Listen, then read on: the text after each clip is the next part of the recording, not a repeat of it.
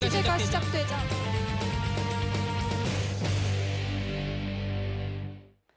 유동성 위기에 빠진 한국건설이 보증사고를 회피하기 위해 공정률을 일부러 변경한 것 아니냐는 의혹 보도 이어갑니다. 보증사고 여부를 판단하는 주택도시보증공사 허그는 사고 사업장임을 미리 알 수 없었다며 절차적 문제라고 해명했는데요.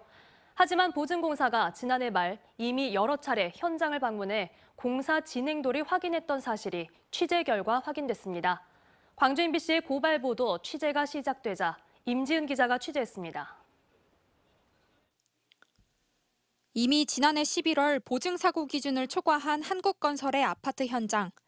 주택도시보증공사 허그는 해당 현장의 실행 공정률을 미리 파악하지 않았던 이유에 대해 절차상 보고가 들어오기까지 약 한 달이라는 시간이 걸려 어쩔 수 없었다는 입장을 취재진에게 밝혔습니다.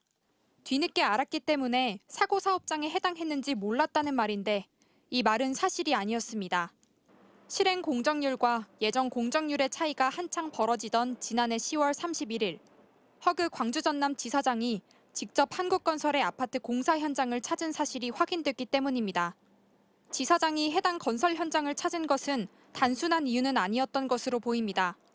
지사장이 현장에 오셨어요. 현장에서도 이제 이 사유가 뭐냐 물어봤고 우리도 이제 이 사유를 설명해 드렸죠. 아 맞다. 변경이 맞겠다 해서 그때 바꾼 거고.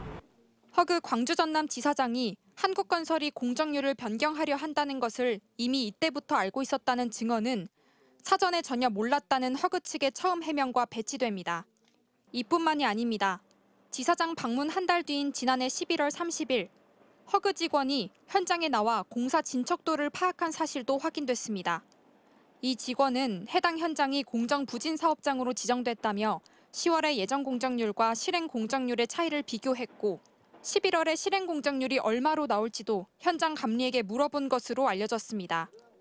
허그에서 나왔다고 하는데 그때도 본인들끼리 얘기 다 하고 나서 이제 이번 달 공정률 얼마나 될 것 같냐 묻더라고요. 시공회사에서 계산하면 나올 거다. 그때도 그러고 말았죠. 허그 측이 해당 현장을 지난해 연말 최소 2번은 찾았다는 이야기인데 그러고 난 다음 한국건설은 지난해 12월 공정률을 변경한 뒤 구청의 승인을 받아냈고 결국 분양 보증 사고를 피할 수 있었습니다. 서민 주거 안정 정책을 이끌어가겠다는 허그가 입주 예정자들이 아닌 건설사 측의 편의를 봐준 게 아니냐는 지적이 나옵니다. 경험이 많기 때문에 충분히 짐작했을 거예요. 국민들의 편에 서기보다는 사기업의 편향적인 정책을 그리고 그런 행정을 했다는 것 자체가 비판받아 마땅한 일이라고 생각합니다. 처음 취재진에게는 문서로만 통보받기에 전혀 알지 못했다는 허그는 취재가 시작되자 그제서야 지사장과 직원이 2차례 해당 현장을 방문한 사실을 인정했습니다. 그러나 부진 공정에 대한 만회 대책을 마련하라고 한국건설에 촉구했을 뿐 공정률 변경에 대해선 어떠한 의견도 표명하지 않았다고 해명하면서도 인터뷰는 거부했습니다. MBC 뉴스 임지은입니다.